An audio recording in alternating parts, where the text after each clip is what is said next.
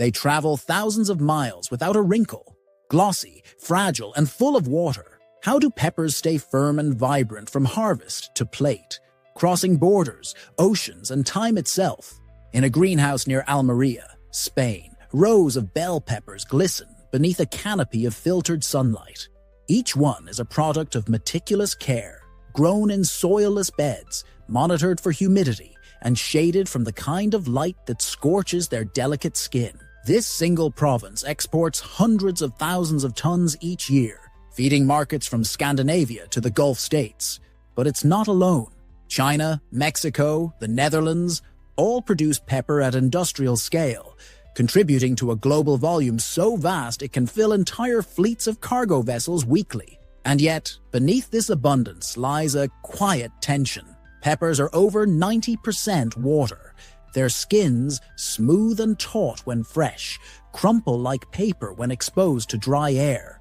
They're easily dented by pressure and quick to soften if left even a few degrees too warm. From the outside, their global distribution looks like a marvel of modern trade. But behind the scenes, farmers and exporters must contend with a series of invisible timers. A freshly harvested pepper has only days before it begins to degrade. Even the simple act of harvesting can trigger internal ripening, accelerating ethylene production that, if unchecked, turns crisp into limp. In tropical climates, this countdown shortens. A pepper left in the sun for 15 minutes can lose its shelf life by a day. And unlike many hardier crops, these can't be shipped in bulk with rough handling or allowed to touch too tightly.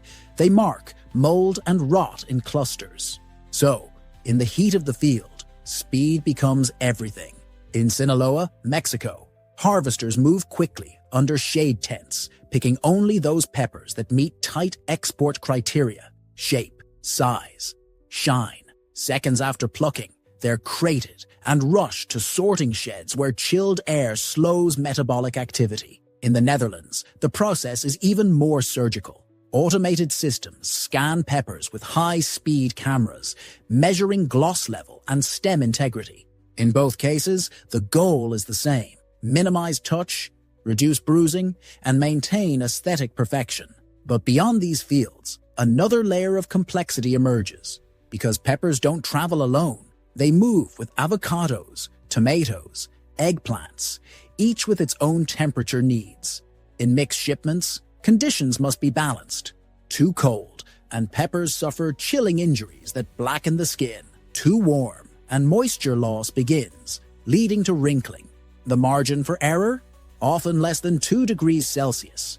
So, from greenhouse to loading dock, every step is a calculated risk.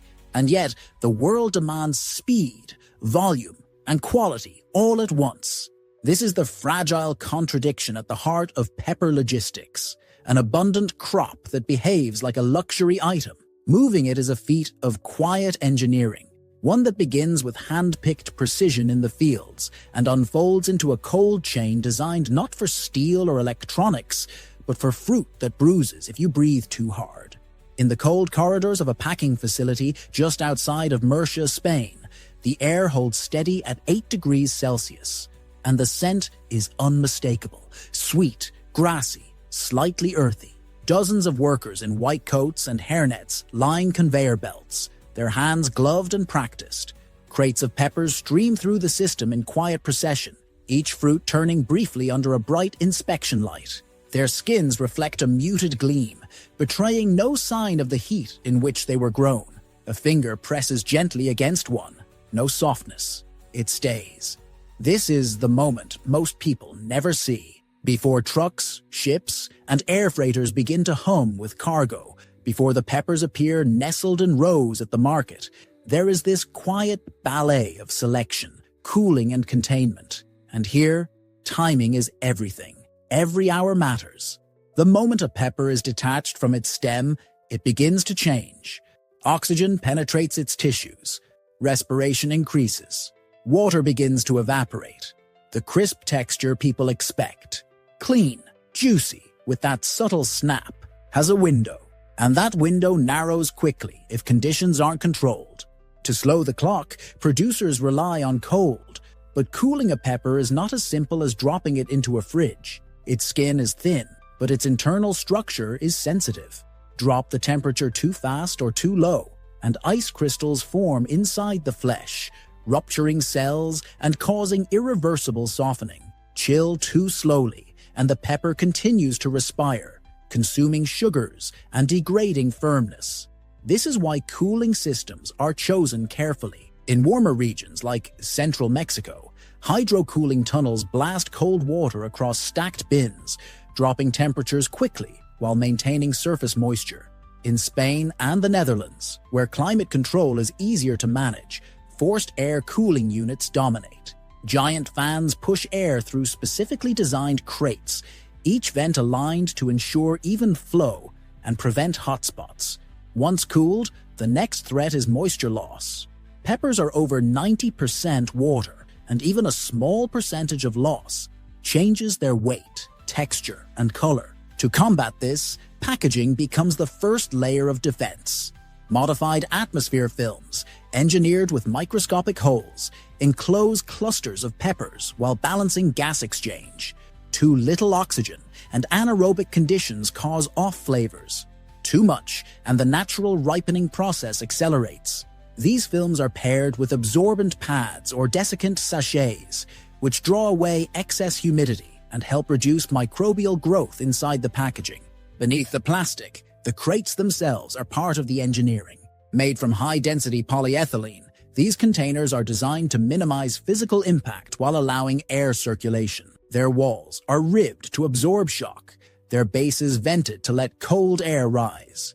Color codes mark export destinations, while RFID chips embedded in the plastic link each crate to a digital ledger, a live record of temperature data, timestamps, and shipping routes.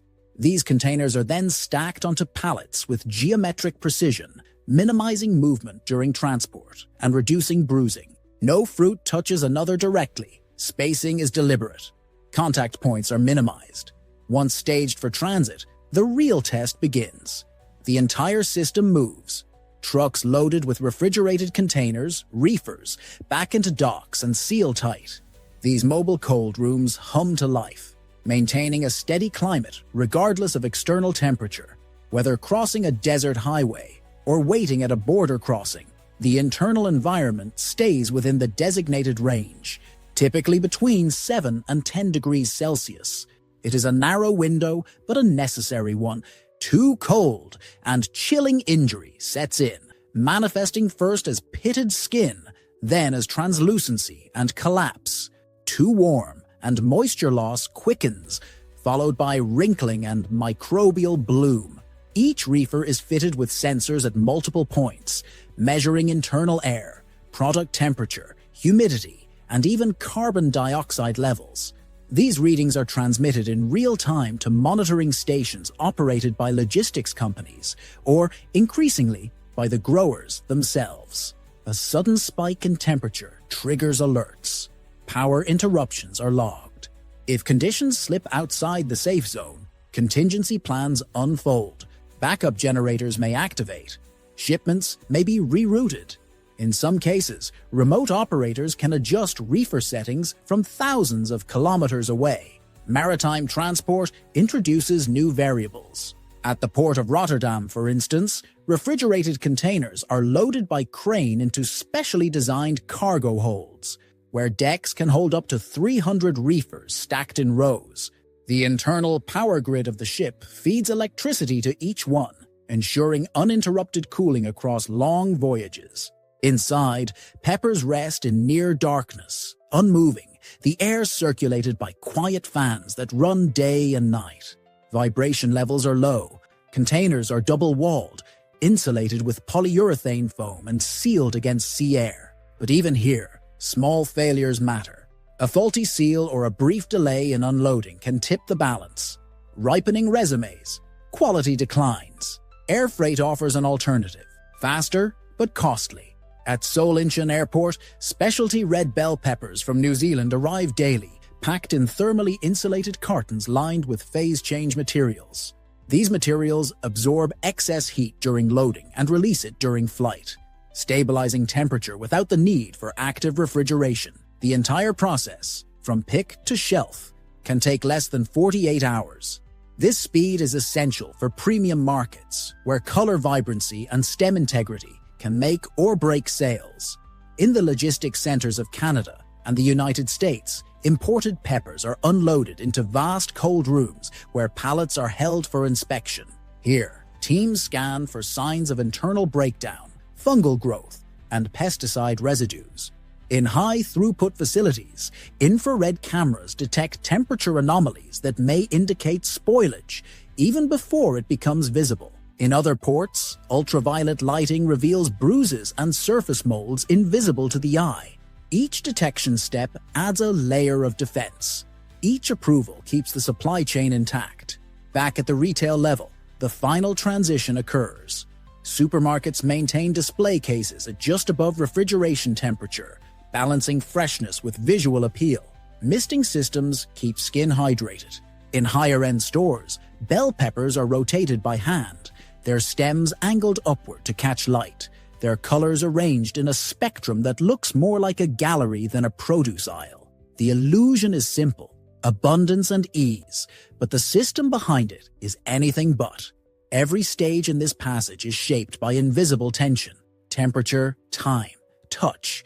Each must be controlled with unwavering precision. One misstep and the signs appear, wrinkling near the stem, softening along the base, the faint haze of decay. What makes it all work is not one singular technology, but the layering of many, each designed to protect a fruit that never truly stops changing. It breathes, it loses moisture, it waits, and through it all, it is carried forward by systems that keep it cool, keep it still, and keep it looking exactly as it did on the day it was picked. At a bustling market in Tokyo, a vendor carefully unpacks a crate stamped with Dutch markings. Inside, rows of bell peppers rest in perfect alignment, each one gleaming, firm, and cool to the touch. To the passerby, it's just produce.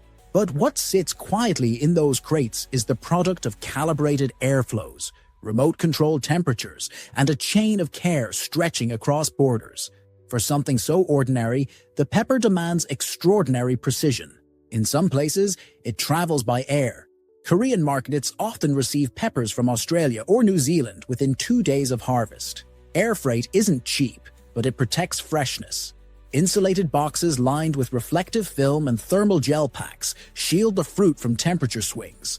These flights are timed to avoid heat exposure on runways. Every hour is tracked, every container logged, every degree monitored. A delay of just one stopover can soften what was firm, fade what was vibrant. Those that aren't sold fresh aren't necessarily wasted. In processing plants across Europe and Asia, misshapen or overripe peppers are peeled, cooked, and preserved. Some are smoked into seasoning powders, others are fermented for sauces or dried into spice blends. A portion feeds animals or becomes biomass.